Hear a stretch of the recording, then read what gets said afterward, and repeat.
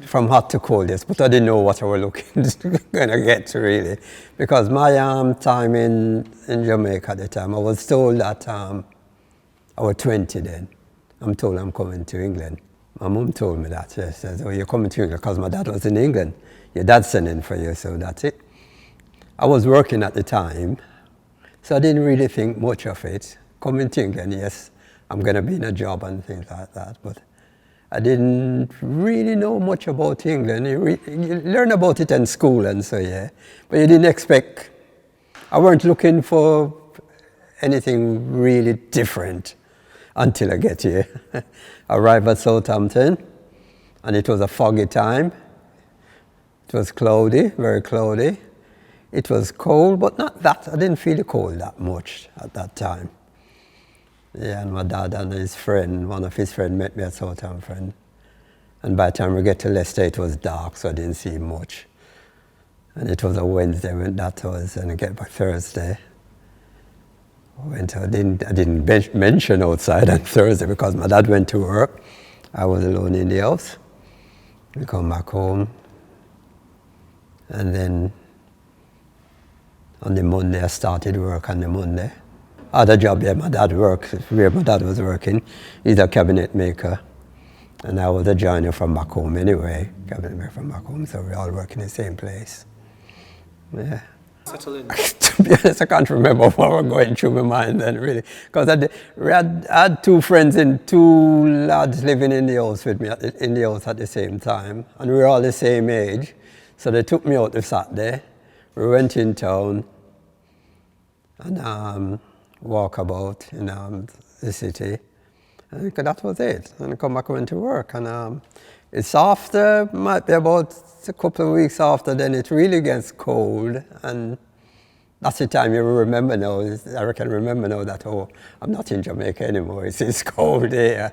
I wanted to come. I weren't excited, but I wanted to come. And when I get here, I weren't disappointed neither, because I didn't get time to be disappointed. I was straight into a job working. Yeah. You've been to the movies and so, and you've seen what England was like with the snow and stuff. But at the same time, you still really, it didn't dawn on you that you're coming to England and you will be in the snow, you'll be in a cold weather and things. It must be quite surreal. It is, yes, yeah. Very much. Yeah. Because before I left Jamaica, I was at school and I was at a technical college where I get my certificate for joinery. I had two certificates really. I either could do joinery or metalwork, engineering, but I choose to do joinery. So I come up here, work with my dad in his factory, and they says they wanted to send me to college, which I spent 5 years in college at the time. I didn't leave college until I was 25. I spent a day every week at college, and an evening a day and a half at college every week, and so yeah, for 5 years, yeah. Before I got married, I used to come to church a lot, really. I never have much difficulty with anything, really. My wife, she used to, Sunday morning times, go around and collect all the kids, bring them to church or Sunday school. Live in our fields, just around the road, St. Stephen's Road. Yes, because at St. Peter's Church, when you come in on Sunday morning times, it was full. And 90% of them were West Indians. I didn't know much of them, but there were 90% was West Indians. And I used to come to church every Sunday with my auntie because she was a real church goer on Sundays. Back home, really, I used to go to church a lot. Every Sunday I used to go to church a lot, so it was much different to me. So I spent time here. No, it was much different. Well, St. Peter's Church is different from the Caribbean church, really. Much, much different in that way, yeah. Because you get a lot of singing and hallelujah and all that there back home, which is completely, yeah. It was different to us, yes, but we get used to it, and I like it, yeah. Because I was, as I say, I was 20 when I come up here, start going to church, working, going to church, and then the priest at the time were running a youth club, and I begins to help him run the youth club. And we used to take the children camping and all that, which we haven't got now, because the youth club was just next door there. I used to do a lot of camping, take them out there. That was some experience. Used to camp in some very cold place that we didn't know of, yeah. The preaching is still the same. It's just that the congregation falls a lot.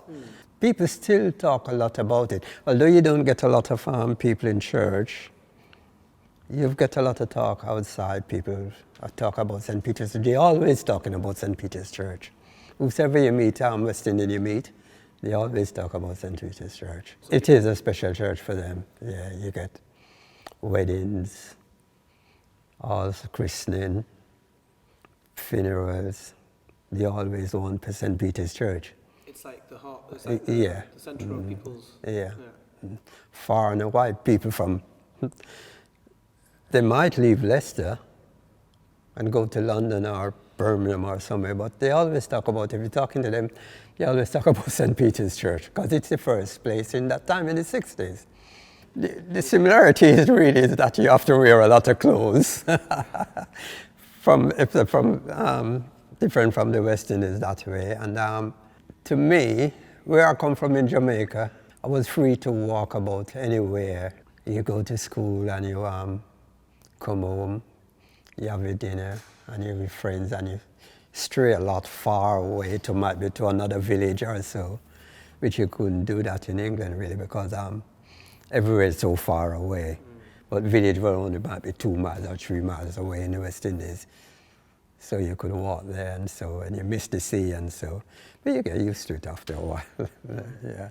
Yes, we didn't miss the food because I come up with my aunt and my dad. So they were up here from in the 50s. My dad came to England about 54, 6, yeah. My dad came to England in 54. And my dad was here before, my auntie was here before my dad. So they were been in England a long while. There were lots of, that again, the congregation used to come together, not from the church, but outside people like that. And Saturday nights you would have parties. My hope for the future for the church really is to continue what it's doing now. And at the same time, I'm really hoping to see a lot more people coming in. It doesn't really matter whether it's West Indians, Polish or anybody, just to see more people coming into the church. Building work, to me, it's not, okay then, it's got to be done. But to me, it's not a big problem that plays on the congregation mind. They do complain about it, yes. They do moan about it, yeah. But they will come in if you get the right rate proper for it, yeah.